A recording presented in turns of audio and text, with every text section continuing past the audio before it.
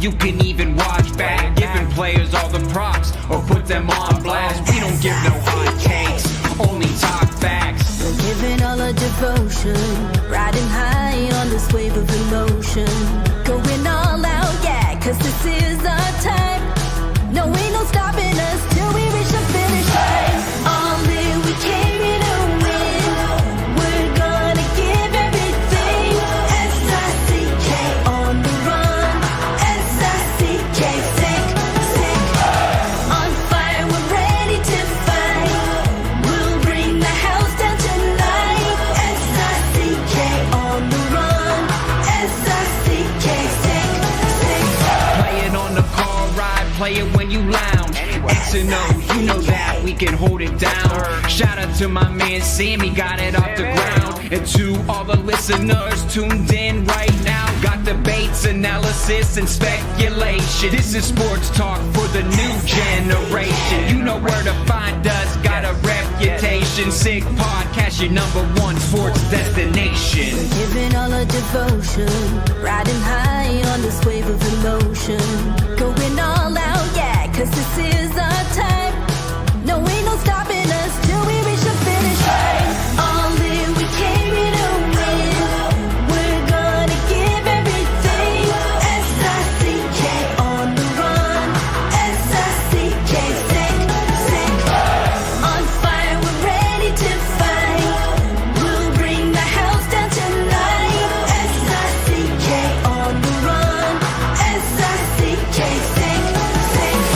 S-I-C-K is the sickest podcast. Tune in for the audio, or you can even watch back. Giving players all the props or put them on blast. We don't give no hot takes, only talk back. S-I-C-K, S-I-C-K, S-I-C-K, S-I-C-K, S-I-C-K, S-I-C-K, S-I-C-K.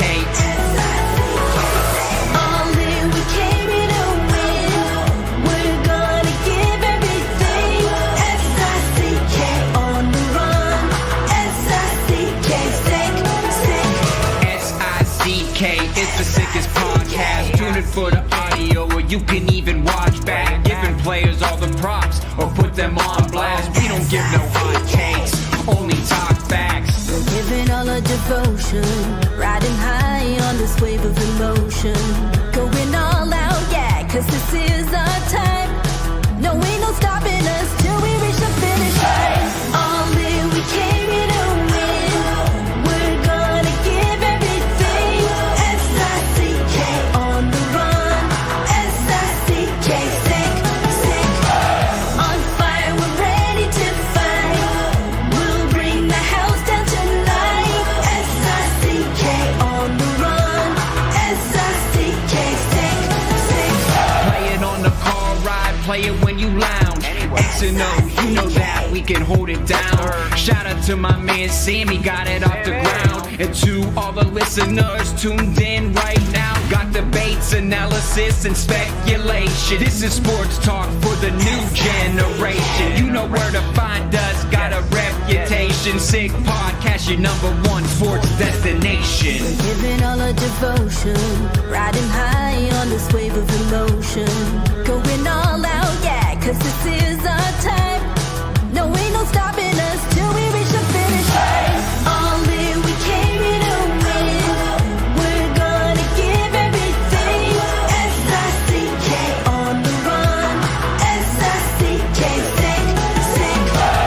On fire, we're ready to fight. We'll bring the house down tonight. S-I-C-K on the run. S-I-C-K, sick, sick. S-I-C-K is the sickest podcast. Tune in for the audio, or you can even watch back. Giving players all the props or put them on blast. We don't give no hot takes, only talk back. S-I-C-K, S-I-C-K, S-I-C-K, S-I-C-K, S-I-C-K, S-I-C-K. Turn up your volume. Because you're about to listen to The Sick Podcast. The Eye Test with Pierre, McGuire, and Jimmy Murphy. The Stanley Cup winning Colorado Avalanche. And after 22 years, Raymond The sickest NHL podcast. It's gonna be sick. And welcome to another edition of the Eye Test here on the Sick Podcast Network. Jimmy Murphy here with Pierre McGuire on the road. That's why you can't see his handsome face today. He is driving back from Canton, New York, where he was the color commentator for a wonderful women's hockey game between Clarkson and St. Lawrence. Pierre, how are you, my friend? Well, I don't know if we have him. So we'll try and get Pierre in a bit. But yes, Pierre was doing that. Apparently, I didn't see the game, but Pierre said it was a great game. 0-0. Went to overtime and a shootout. And so he's going to tell us all about that in a bit. But we also want to apologize, but out of our control. Yesterday, YouTube crashed as we were on the air. So we had to cut things short. No Q&A. But given we might have some connection issues with Pierre, we might have an extended Q&A with you guys today because it'll just be me flying solo. But either way, we will get a Q&A in today, so don't you worry. Lots of news going around the NHL right now. Obviously, a lot of games last night. One thing, though, not game-related that we want to speak about, and Pierre and I are going to touch on this topic once we loop him in, is the Pittsburgh Penguins trading Lars Eller to the Washington Capitals, where he used to play for. And here is Pierre joining me right now. Pierre, can you hear me? Got you loud and clear, Jimmy. How you doing? I'm doing great, my friend. How are the roads? They're fantastic. Had a great afternoon calling a game at Appleton Arena in Canton, New York. Got a great fan base, awesome hockey game. Clarkson and St. Lawrence, the women should be so proud of what they did. It was just fantastic for hockey. Really good. Nice. And it was a 0-0 game, Pierre, heading into overtime, huh? It was 1-1 heading into overtime, 1-1. and it got decided in a shootout. But it was just fantastic drama, and there were great chances at both ends. There were amazingly skillful plays. And, Jimmy, quite frankly, it got a little heated, too, which is all about the Hatfields and McCoys when Clarkson and St. Lawrence play. That's right. You've told us about that rivalry both in women's and men's sports before. Well, I'm glad you had a good time, Pierre, and we'll keep you company here for a little as you trek back. Are you headed back to the Boston area first? You're going straight to Amherst for UMass and Providence? No, I'm going straight to Boston. I'm going to pick up my trusty sidekick, Melanie McGuire, and tomorrow we will go to UMass and stay overnight in your old alma mater and then head to New Hampshire for the Northeastern New Hampshire game on Friday night. Beautiful. Well, that's going to be great. I'm so excited. And of course, UMass announced that you are going to be doing an array of UMass hockey games this season, Pierre, so that must be exciting. Very exciting. I'm really grateful to Nathan Strauss, by the way, who's their fine play-by-play person. We talked about this last year during the Springfield version of the NCAA tournament, where UMass actually should have beat Denver, and they didn't. But that's another story for another day. But that's where this whole thing started to come together, and Nathan's worked so hard to make this happen, so I'm really grateful to him. And, of course, your good friend, Coach Greg Carville, must be thrilled to have you on board calling some of those games. So that'll be great. Pierre, don't forget to take Melanie to Antonio's Pizza, and you can thank me later, okay? Okay, I got that. That'll be good, Jimmy. I like it when you give me good tips. All right, sounds good. All right, let's get into it, Pierre. Lots in the NHL to talk about. Plenty of games last night, some good ones. But I want to start first with a trade that we saw just as the games were warm-ups were starting for a lot of games. The Washington Capitals reacquire Lars Eller from the Pittsburgh Penguins. Obviously, a lot of turmoil around the Penguins right now. They're not doing too well, and a lot of question marks. Things are starting to surface about the job security of Mike Sullivan. Just a lot of negativity coming out of Pittsburgh right now. But when we look at this deal specifically, Pierre, as you pointed out to me on the phone earlier today, that's now two centers from last year's roster that are gone, Pierre. What gives? What's going on here in Pittsburgh? Well, I think it's panic more than anything else. He's going to say that the general manager is going to say that he's large and in charge and he's got it under control. But this is not what the deal was when he came from Toronto to go to Pittsburgh. They missed the playoffs in his first year. They missed the playoffs in the last 2 years. It doesn't look like they're trending the right way now. They traded an established NHL player, Lars Eller, for 2 draft picks that aren't going to be beneficial to this team for at least 2 to 3 years and maybe longer, if at all. And they also lost Jeff Carter to retirement. That's two Exactly. NHL centers off your rosters, and you're not exactly overly deep after Crosby and Malkin at center. And if you think about it, they've been playing Crosby and Malkin together as a line. So I just Mhm. don't know how that jives with what they told ownership they were going to do when, they came in with their new management team. Yeah, well, they are moving Malkin back to the second line now. He'll be centering Michael Bunting and Richard Raquel. But I'm with you, Pierre. I mean, look, I look at it like this too, and I don't think it's a good look in the sense that not just on the ice, but also off the ice, where, maybe to his credit, maybe to his detriment sometimes, but obviously as a reporter, I love it. Lars Eller didn't hold back. I mean, he told it like it was. Like he says what he feels. He's always been like that. I respect that about him. And sometimes that's not always going to rub people the right way. And he's been overly critical of this team and the way things have gone. And, I just, maybe it's the reporter in me and the investigative part of me that sense of, I wonder if that has something to do with it. That, here's a guy that was outspoken about the way things are going under Kyle Dubas, and all of a sudden he gets traded. And you don't have to agree with me or disagree with me, Pierre. I'm just speaking my mind here. I think that's a bad look for the GM. Well, I don't know what happened behind the scenes, but this is what I do know. Lars Eller's character is beyond reproach. He is an unbelievably intense, hardworking, proud professional athlete, and he has been a tremendous asset to any team he's played on. Now, is he the best point producer? No, and that's the one thing I always wondered about him. When Jarmo Kekalainen and the St. Louis Blues drafted him in the first round, I loved everything about his game, except for the fact that he wasn't a pure scorer. But is he a useful NHL player? The answer is yes. And when he came from St. Louis to Montreal, I told that to our good friend Mitch Melnick on many occasions. And Lars and I had many good talks about that. Because I'm still not convinced he's a pure offensive point producer. But I'll tell you one thing, he can help your team win. Lars Eller helps your team win. Ask the Washington Capitals in 2018. He helps your team win. He scored the cup-winning goal. Enough said right there. And he's a great teammate, like you said. So good for the Capitals getting him back. He'll help that young roster for sure. I like that. All right, Pierre, let's get to the games last night. And I think one team, we'll both agree right now, that seems to suddenly be trending in the right way. And I think a lot of it has to do with their new goalie between the pipes finding his form. And that's the Ottawa Senators. They go into Toronto last night and shut out the Toronto Maple Leafs 3-0. And Ullmark was sensational again, as he was in Boston on Saturday night when they beat the Bruins there. We look at this team. This is one of those teams, Pierre, that we were talking about coming into the season. That question mark, are they going to be that team that finally takes a leap and gets back to the playoffs? We talked about the Senators, the Sabres, the Red Wings, what have you. And none of them really had sort of taken it and run with it yet. I'm sensing that. I know it's only a few games, but I've watched both games now. The last two games they played, they're playing as a unit. They're utilizing their speed. They're getting timely saves.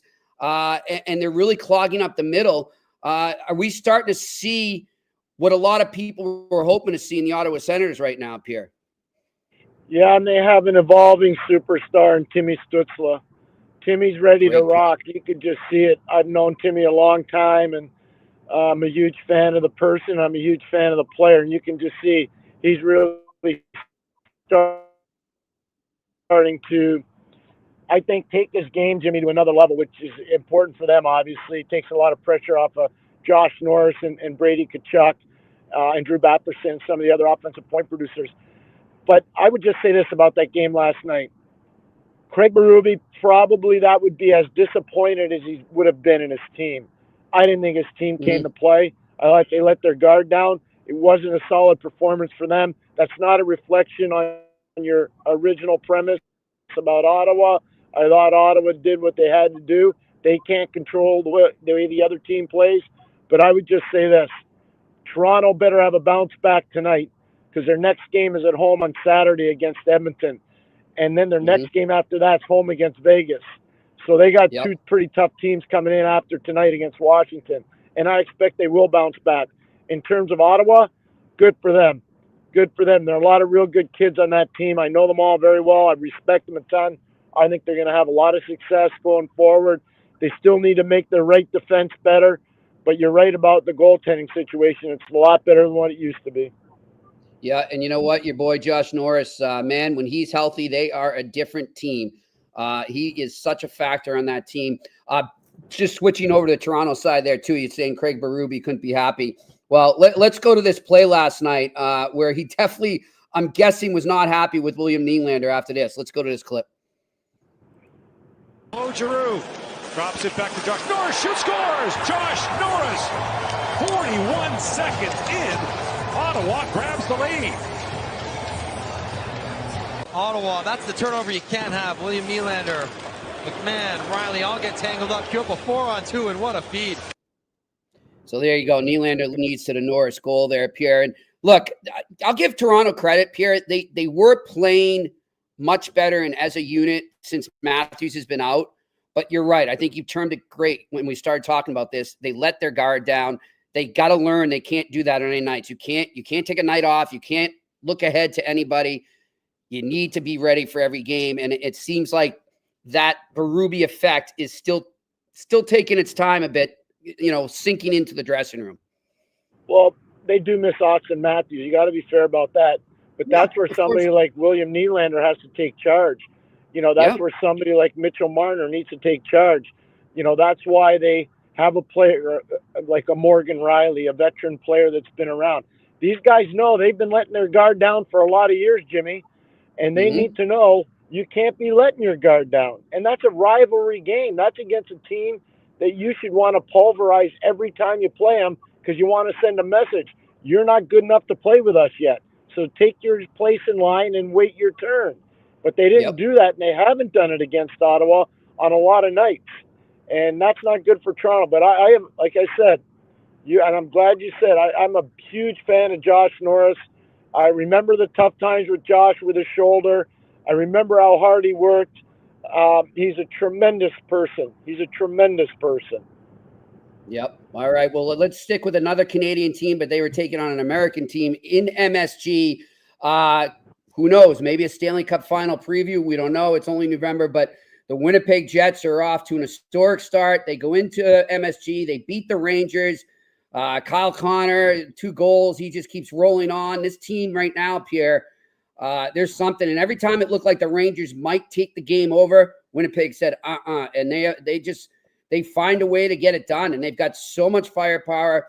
And I got to say right now, and I know it's easy saying it, looking at their record, but just given that it's his first year behind the bench, you got to look at Scott Arniel as an early Jack Adams favorite for sure. Well, right now, if they gave the award out now, he wins. Yep. You can talk about Sheldon Keefe in New Jersey and the job he's done, Laviolette and the job he's done with New York. You can talk about what's going on with the Minnesota Wild and what's gone on there. They've had a lot of really good stuff go on there with Johnny Hines. But let's be frank. The Winnipeg Jets, nobody thought they were winning 15 of their first 16 games. Nobody did. But I do know this. There were a couple guys with Irish surnames that were telling you Kyle Connor is going to have a huge year. And after the first game of the year, when we saw Niederreiter playing with Lowry and playing with Appleton, we talked about how important that line was and how that was a trend that was going to continue to evolve and cause problems for the other teams in the league. And I give Winnipeg a ton of credit and Scotty Arniel a huge amount of credit. Yeah, for sure. Pierre, when you're, I don't know if in your days with Pittsburgh, what the best start you guys ever got off to, but when you're rolling out of the gate like this, right? And I'll tell you how this topic came up. I wanted to ask you about it, but I figured we could apply it to hockey. I was just listening. Now I forget the guy's name, Danny something. He's the GM of the Alouettes up in Montreal. Danny Machocha. Yeah, so Danny Machocha was on with Mitch Melnick on his show before we came on here, and he was doing his final appearance of the season. And I don't know if it was John Still or Mitch asked him a great question. He said, look, you had things clinched up so early. And, you wonder, is it hard to ramp up the intensity when you already know you're locked into a certain spot in the playoffs? You're going here, you're going there. Now, we're far from that for the Winnipeg Jets. But this does seem a little like what the Bruins went through a couple seasons ago when they got off to that amazing start, broke all those regular season records, but really they knew where they were going to be in the playoffs by the end of February, for crying out loud. If the Jets get to that point, right, and they're just locked in and they know what's going on, and they really don't have statistically and standings wise anything to play for, how do you keep that going? I know that's a random question, but I thought it'd be a good question to ask you because you're a coach. How do you keep that intensity going when you're already locked in? First of all, I think it's a really smart question. Okay. And we had to go through it when I was in Pittsburgh. We had to go through it. You know, one year we clinched the Eastern Conference the Patrick Division pretty early. The next year we did not clinch it. We were playing relevant hockey games right to the end, and it made our team better. But one of the things you need to do when you have put, you know, a lot of distance between you and the people chasing you, you have to keep your guys focused in practice. You have to make the film study harder than it's ever been. So there's a lot of things you can do to push buttons. You really got to be hard on your guys. And if you have a veteran team, they'll understand that. If you got a younger team, they don't understand it as well. Okay. And for those that don't know, the Montreal Alouettes were pretty much the Grey Cup favorites, and they had a bye and they lost on their home field the other day, the Toronto Argonauts, who will now play Winnipeg in the Grey Cup. So that's why that came up, because he said Danny admitted, he said, yeah, I think that was an issue down the stretch, and we're going to have to look at that if we're ever in that position again. All right. But, you know, going back to the Jets and the Rangers, Pierre, I want to go on the other side for the Rangers. Look, if you're a Rangers fan, you can't really come out of that game too upset. Yeah, they lost, but that was a great head-to-head battle, and I would love to see those guys in a 7-game series. The Rangers are going right now. I don't think that, you know, if you look at their team, Pierre, I'm watching that last night, and I'm rewatching it again today a little, and I'm like, there's not too much there, and I'm too worried about, except Zibanejad, what happened there at the end of the game there when or in the middle of the game, he had to leave there. But, you know, as long as they stay healthy, just like the Jets, these teams are going to go far. No, I agree with that. I think the Rangers are set to have a real good run. They still got some firepower down in the American Hockey League. Obviously, you know, you do get concerned about Mika Zibanejad. There's no question you're concerned about that. But I think there's a lot to like there in New York. The other player that I'm concerned about a little bit is Keandre Miller. He hasn't played great, Jimmy. They need him to be a better influence on the outcome of games in a positive way, because he could be such a stabilizing player because of his skating ability and his size. And we really haven't seen the consistency they need to see from him. But most of the other players have had, you know, really solid starts to the year. And, you know, Lafreniere is a perfect example of that. Kreider's another example of that. Philip Heedle's been outstanding. Will Cooley's been really solid for them. There's a lot to like with the Rangers, a lot to like. Yep, for sure. All right, one more game I kind of want to dissect a bit with you, Pierre, because obviously I follow them a lot. The Boston Bruins going to St. Louis, and we're texting during this game, and I'm just like, oh, this is not good. They're down 2-0 after 2. They give up 2 power play goals to the St. Louis Blues, who went into last night's game, Pierre. I was not aware of this until the pregame show. Went into last night's game without a power play goal at home. They were one of only 2 teams at that point that had happened to. And they end up scoring 2 power play goals. And it's just not looking good for the Bruins as they head to the second intermission. But lo and behold, the guys with the letters on their jerseys for the Boston Bruins decide to show why those letters are on their jersey. Brad Marchand, Charlie McAvoy, and David Pastrnak took hold. They took the game. They put it on their backs. They said, follow us to their teammates. And they came back and got 3 unanswered goals, and they win 3-2 on a goal by David Pastrnak. We're going to let you guys hear it right now. McAvoy, and then Pastrnak banned on it, comes in front, they bang away, it's still loose, and then McAvoy, and a one-timer by Pastrnak, and it got in with 1:46 to go. Pastrnak makes it 3-2. Now, Pierre, I don't know if you saw the highlight of when he scored that goal, but Pastrnak reacted as if he had scored an overtime goal in the playoffs. I mean, it was just pure excitement, and you could see the stress come out of him and the relief amongst him and his teammates. When you get a win like that, and things have been going the way they have for the Bruins, My question to you as a coach, Pierre, is how do you build off it? How do you not get carried away? And how do you also convey to your team that, yes, you may be 4-1-1 in your last 6, but 3 out of those 4 wins, if I counted correctly this morning, have come against sub 500 teams. So how do you build off the excitement but yet contain it? You don't say much after the game except you salute them so they read it in the press, how much you respect their efforts and how hard they worked. You don't have to say much in the dressing room afterwards. Let the players enjoy that moment because they're the ones that dug you out of the hole. But the next day or whenever your next practice is, you make sure that players that made mistakes are fully aware that those mistakes aren't acceptable. And you got to really be tough on them. I think that's how you get their respect. That's how you get their attention. You know, I know that when we would play really, really well, especially when I was with Scotty Bowman, he kind of was harder on the players. When we weren't playing particularly well, he kind of would back off on the players a little bit because he knew how. Yep, we got you, Pierre. I think we lost Pierre. And he was going into a great Scotty story. That's too bad.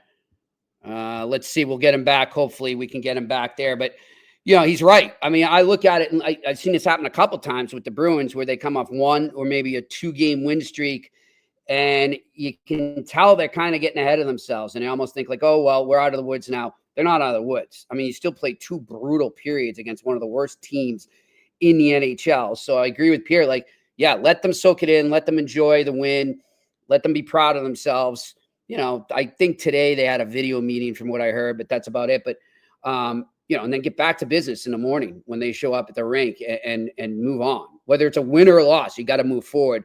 And you can't dwell on it or rest on your laurels as they have done a couple times this year. So let's see if we got Pierre back. Pierre, we got you. You have me back. I have no idea how modern technology works, but I'm grateful to be back with you. That's all right. You were going into a great story about Scotty in telling us about how to, you know, prevent the team from resting on their laurels. Yeah, so when you have a team that's playing real well, you can grind on them pretty good. When your team's not playing well, they're already feeling the pressure. They don't need to feel more pressure. So that's when a lot of times I would see Scotty back off on the players. When we were playing great, that's when I saw him go much harder on them. Wow. So it's not one size fits all per team, but I would just say that every team's got a little bit different characteristic. In the case of, you know, the Bruins right now, they've got a lot of guys that are good players. They got some guys that are learning how to be leaders, you know, but it's still, I think they're a work in progress. I don't think they're nearly the refined product that everybody in Boston expects them to be. Yeah, but I'll tell you, for Jimmy Montgomery, it's got to be a relief when you see those guys that you're dependent on. And we had this conversation, I think it might have been off the air, Pierre, just about, you know, you got guys you want to lean on and you can't. And they're just not getting it done out there. And you start to kind of pull straws and figure, what am I going to do here? How do I get if they can't get it done on the ice, how do I get them going? So if they can start to build some momentum there, I think the Bruins will be in some good shape, because let's not forget, Pierre, it's a roster that had a lot of new faces, and I'm not making excuses for them. All I'm saying is when you have a roster that you're mixing in new players, it's imperative for the mainstays that have been there, that understand how that dressing room works and the culture, so to speak. It's imperative for them to lead the way. And that was the first night this season where I really saw them say, we've got you, just follow us. And I thought, you know, that could be a good sign for them going forward. On the other side, though, Pierre, St. Louis Blues, I mean, let's call a spade a spade. They're in a rebuild. Well, I'm not prepared to go there because I haven't heard Doug Armstrong say that. Okay. But here's what I'll tell you, and I'll be as succinct as possible. Right from the start of the year, I told you, Jimmy, I don't see them as a playoff team. I don't see them as a playoff team. And I will be very surprised if St. Louis makes the playoffs this year. Yeah, and one thing I want to say, too, though, when I say that, it's not a bad thing. They've got a ton of good young talent. They're just not there yet. You know, I think there's a lot of things that got to come together, and I just don't see it happening right now or this season. We'll see. But, Pierre, looking around the league last night, I mean, some other games, I really was focused on those 3 that I brought up. The Devils, we had Tom Fitzgerald on yesterday. big win for them. They go into Florida and really take it to them in a 4-1 win. I mean, I know Florida was without Sam Bennett there. Bobrovsky wasn't between the pipes. I get it. But still, that's an impressive win for the New Jersey Devils on the road, especially coming off that loss to the San Jose Sharks at home on Sunday night.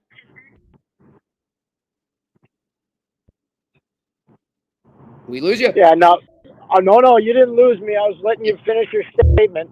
All I'm going to say about Florida and New Jersey is the New Jersey Devils are for real.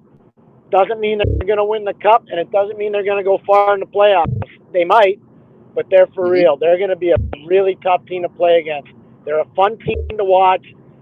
Tommy, and we talked to him yesterday. He did some really smart things in his off-season build. They added size. They added nastiness. They added some depth, obviously, in goal.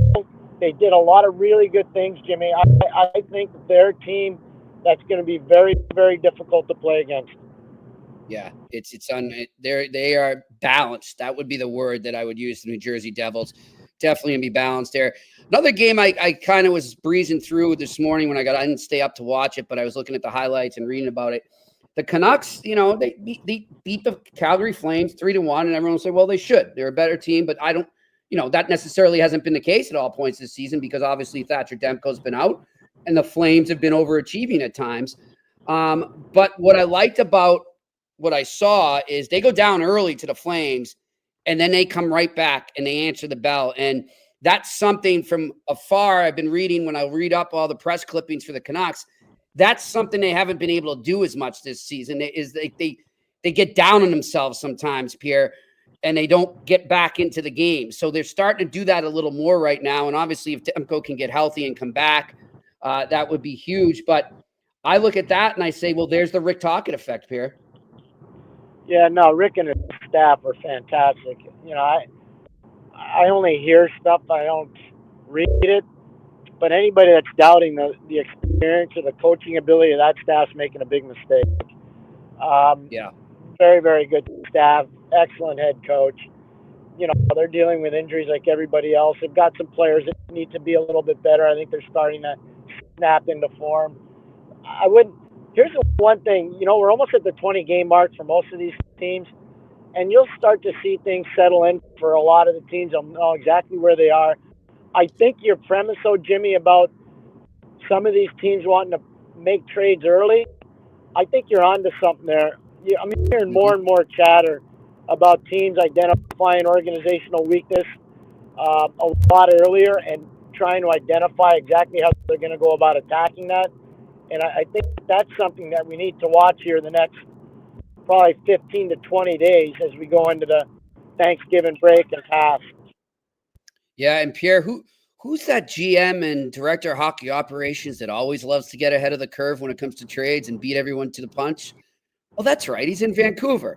That would be Jim Rutherford. He's the master of that. So I would keep an eye on him trying to get ahead of the bunch, Pierre.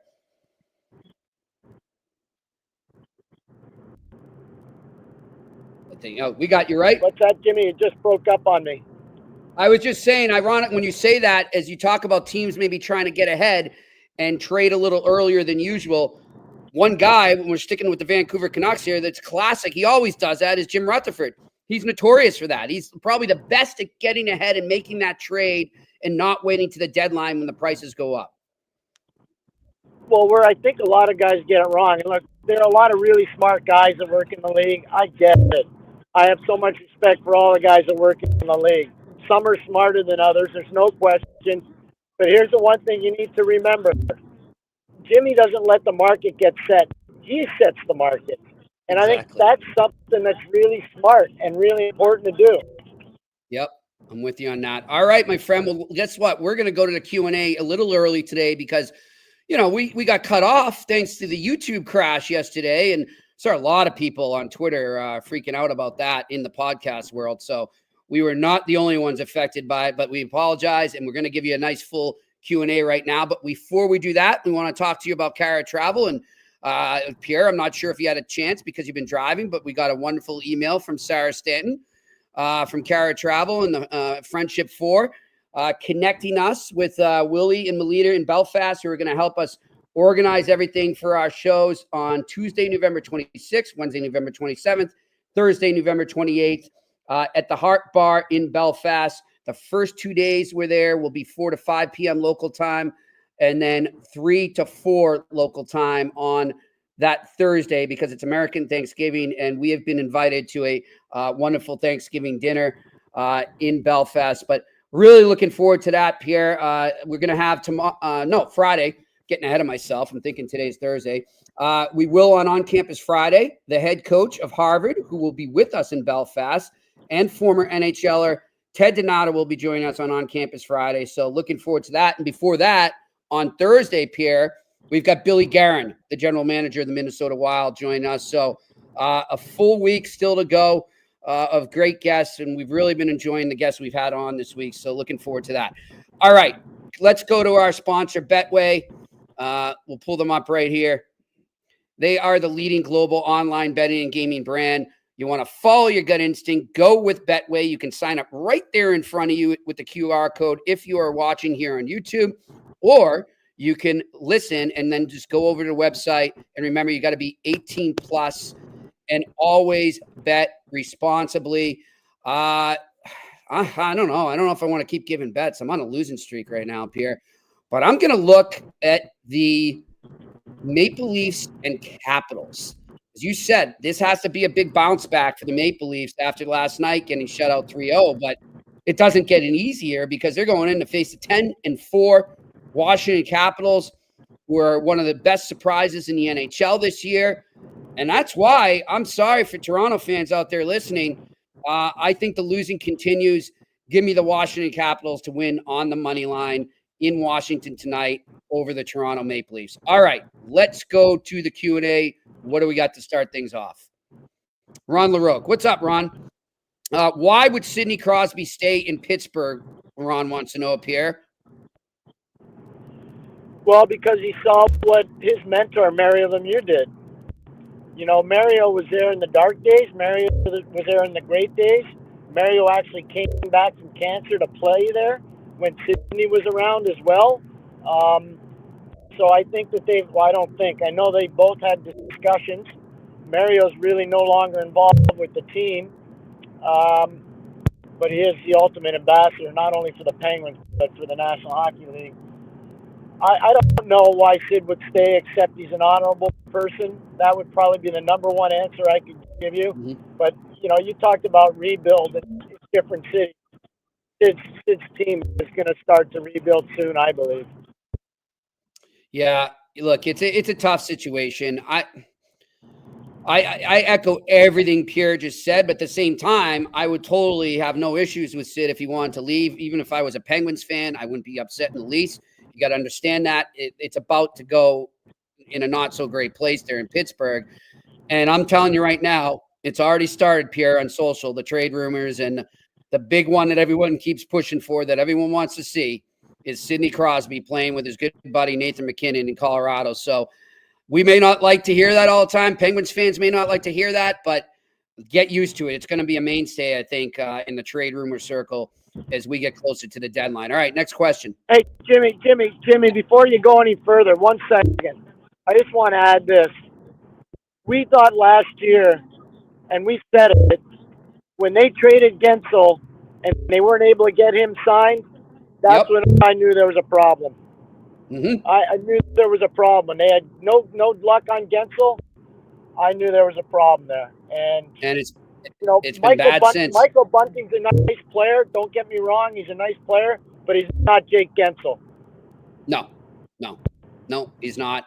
And look, I don't know if you heard what happened, Pierre. I forget the guy's name, but he's part of the Swedish Hockey Federation. And he publicly came, and I don't think this is fair. I don't think he should have said this. I'll find the name and I'll text it to you, Pierre. But he publicly came out in Sweden and said that he doesn't believe Erik Karlsson should be on that team because he's just not good enough anymore for the Four Nations. I don't think that should have publicly been said.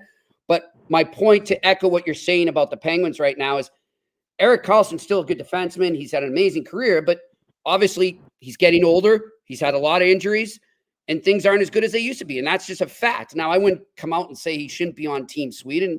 I don't think that's right, but it's not going to get better. and you're stuck with that contract now, and you're stuck with some other contracts where guys are aging and battling injuries all the time. So it's not a good situation in Pittsburgh. And I don't think anyone would blame Sid for wanting out, but I'm with Pierre. I don't think in the end he'll do that because he's just too classy. All right, next question. Alex Evanovsky, are you surprised how tight everything still is in the standings, except for Winnipeg pulling around? Everyone else seems to still be in it. I'm not surprised yet, Pierre. Are you? No, we're not even at 20 games. Number one, number two, the parity in the league's never been better. Number three, we haven't had expansion in a long period of time, so the talent bucket around the league is full. Number four, we've got tremendous young players coming into the league. That's making the league that much more competitive. So am I surprised? No, I'm not surprised at all. And you also have to remember the advent of the three-point game really kept the standings tight for a long period of time.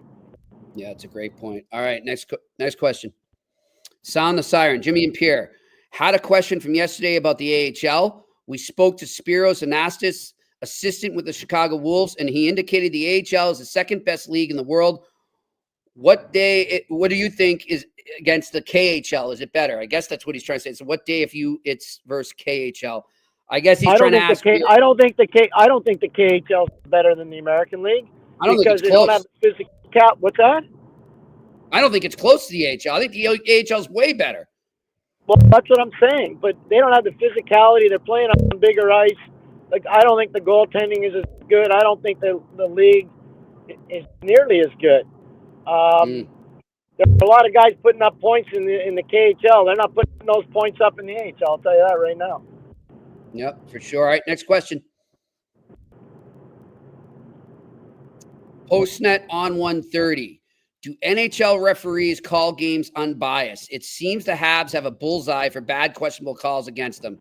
Postnet on 30, I get it. I understand the way a fan can think. I was the same way when I was a kid growing up, cheering for the Bruins. I get it, but no, they don't. I'll put it this way. I think maybe there's players that rub them the wrong way, but they're still not going to let that get in the way of objectivity and calling the game fair. I don't see that at all. Pierre? I'm really proud of you for what you just said, because that's exactly it. Like anything else, there's certain guys that rub other guys the wrong way, and so sometimes there's a bias there. But in terms of teams, not a chance. The referees union and the linesmen are so professional. They're so diligent. They're so hardworking. And what people need to understand, just like players are evaluated every day, officials on ice are evaluated every single day. Yeah. Yep. You know, get deeper in the playoffs, and the only way they do that is by being competent and professional. And I know these guys. I lived with a lot of them for 2.5 months in Edmonton when we were in the mud.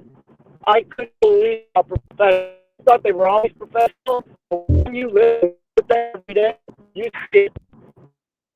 Yeah, and I would just say this: what they do. And I would just say this too. Like, and I get it. You want your team to do well, and you're cheering for your team, and it's not your job as a fan to be objective. So I totally understand where fans are coming from when they say this. But the other thing you might want to look at too, and I think that has been the case with a team like the Canadiens. I've seen it with the Bruins too. Is if your team's taking a lot of penalties, and there's a lot of hookings or trippings, and they're not, a guy. Maybe it's because they're not keeping up with the play. Maybe it's because they're not doing their job out there, and they're resorting to that. And they just take lazy is a strong word, but they take a bad penalty that was the result of them not doing their job or covering their man. So you got to look at that, and you'll see more about the team you're cheering for. All right, next question. Hey, Jimmy, I want to take what you just said one step further. There's some teams in this league, but there's some teams in this league that practice taking penalties. Okay? Mm-hmm. I'm telling you they do. Because they're not well coached, Jimmy. The best coached teams don't have huge penalty minutes. It's the coaches that let their guard down and aren't running it hard enough or strict enough. Those are the teams that get in trouble and take penalties. Yep. There you go. And that's been, unfortunately for Bruins fans, that's been the Bruins a lot this year. They lead the league in minors so far this season. And a lot of it wasn't roughing or being physical. It was just bad penalties. All right, next question. Ron LaRoque, a big if, but if the NHL did a series during the regular season like baseball, would a team get a better feel if they are a legit Stanley Cup contender? I think so. So, Ron, I'm trying to figure out, are you trying to say, like, how they do the 3-game series, so they'll be in Pittsburgh for one weekend, and then Monday, Tuesday, Wednesday, they're in New York? If that's what you're saying, I don't know logistically because of arena occupation, whether it's from the basketball team, the arena, or concerts or any other event. Yeah, so I don't know if that's possible anymore. It's possible in baseball because they have less events going on in those stadiums, right? But if you're talking about a hockey rink, most of these rinks share it with a basketball team. You probably can't do it. Pierre, am I right? Yes. Okay. Yeah, I think that's just it. It's just logistics. But trust me, I would love that. I think it would enhance rivalries like you believe. Like, for example, Pierre, right? We were talking about it yesterday with Fitz, how odd it was to see Jersey in Florida for a 2-game set. You never see that anymore, and it was kind of cool. But, yeah, it's not going to happen anymore, unfortunately. All right, next question. John Smith. Hey, guys, thoughts on the Habs 5th-rounder Sam Harris out of Denver, leading the NCAA in goals with 9 goals in 9 games. He had 14 and 42 last year. Is he a late bloomer? Pierre, I'll let you take this. No, he's a good player, and there are no late bloomers really anymore. I talked about him after I saw him play at Denver, and Denver's 3rd and 4th games of the year. So, yeah, no, there's no surprise to me. He's on a real good team. They're a very good face-off team. They're a puck possession team. They're extremely well coached. His shot is excellent. His release point is good. He's big enough to get to the inside. He's not a surprise. He's a really good player and a really good team. Yep. All right. Next question. Randy Workman. Jimmy, a lot of what the Bruins are going through have anything to do with Swayman's play. I wouldn't say with his play, Randy, but Pierre and I both agree. We do think that you can't call it him sitting out, him not signing up until right before the season started and missing training camp. I think it affected. I think it's only natural. You're humans. That uncertainty is like a cloud hanging over you. So I do think that had a bit of an effect on them heading into the season. I don't know about you, Pierre. No, I didn't like the fact he held out. We talked about it. We knew he was going to miss some time. He wasn't going to be nearly as sharp. It's totally different. You're like a man on an island with nobody around you. Your skills aren't going to get better. Your skills aren't going to get better. So I felt this was going to be the case. You felt it was going to be the case. Listen, it's the way it goes. Holdouts are no good. It just doesn't work. It doesn't work. Yeah.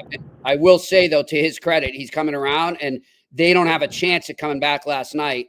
If not for Jeremy Swayman. He had 2 huge saves down the stretch in the second period, and then another 2 big ones early on in the third. So credit to him for keeping his team in it. All right, next question.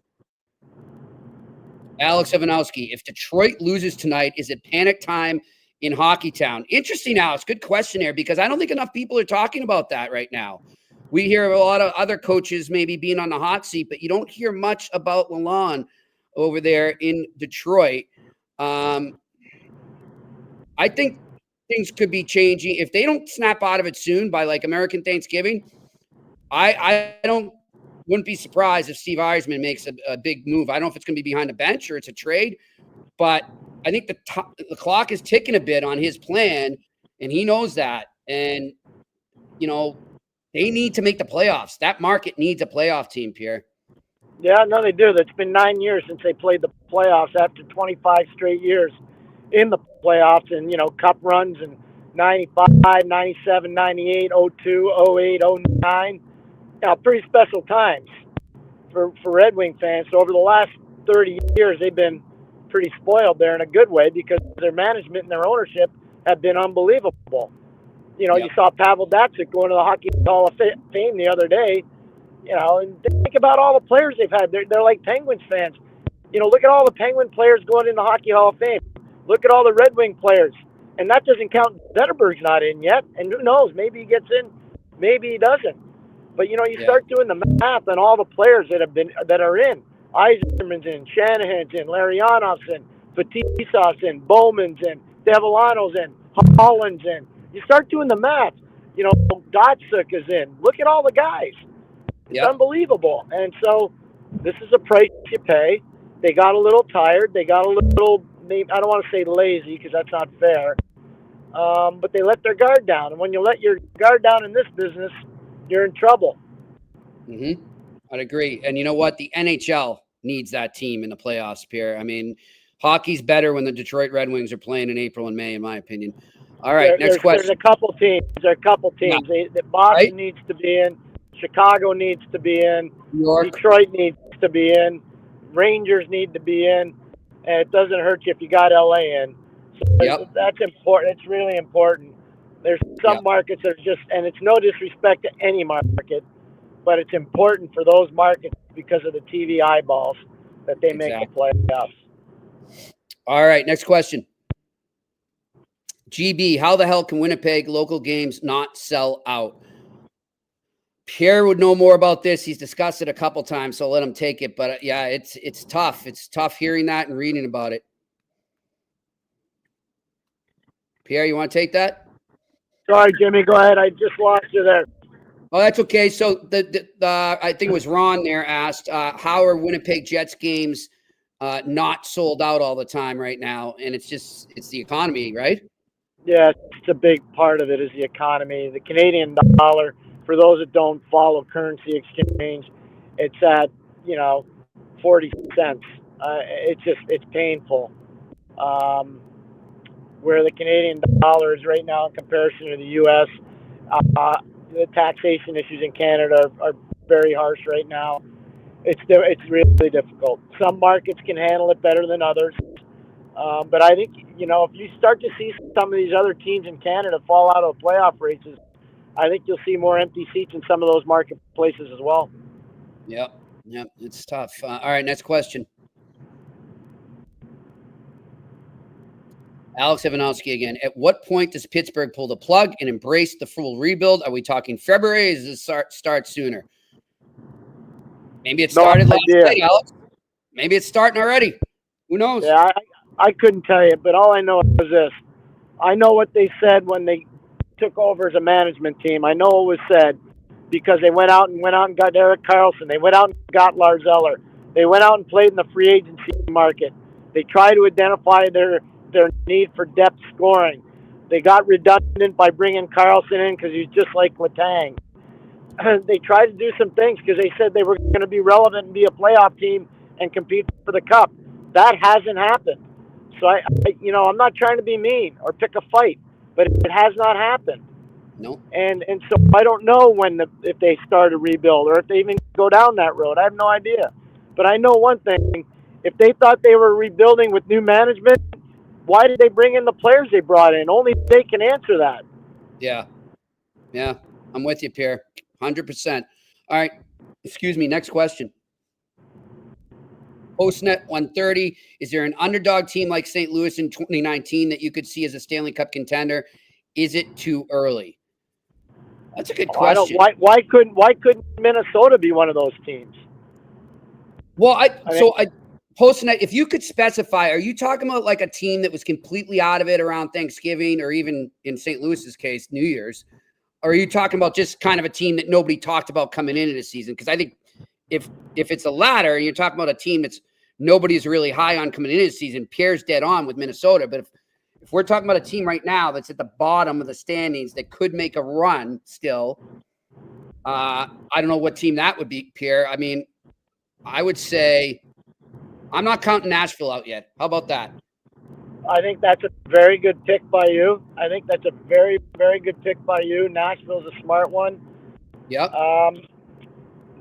I would say there's not a lot of those this year. I have a hard time believing that some of these teams would be able to do what St. Louis did. Yeah. It's amazing when you really think about it and you look back on that, what they did that year. It is something else. All right. What do we got? Any more questions? We do. Randy Workman. What's up, Randy? Flames have to be the most frustrating team in the league. So good against the Kings and so bad against in the last game against the Canucks. How does a coach address this? Randy, I think this is just growing pains for that team, to be honest. I can't get too hard on them right now. I think to this point they've overachieved. I don't know about Pierre, but I think they've overachieved. No, they've come on, they've overachieved, and the pace of the game is picking up now. They don't have enough depth. Look, they're a very good story, but they're not going to be where everybody wanted to be after the first 7 games. They're just not deep enough to be there. Yeah, for sure. And by the way, I failed to mention this earlier. I apologize. My friend Jeff texted me right now saying I forgot to say, and you might not know him, Pierre, because you've been in the car. Jim Montgomery did announce Hampus Lindholm, who left after blocking a shot in the first period, was playing out of his mind at the time, doing a great job filling in for McAvoy on a power play, on the top power play unit.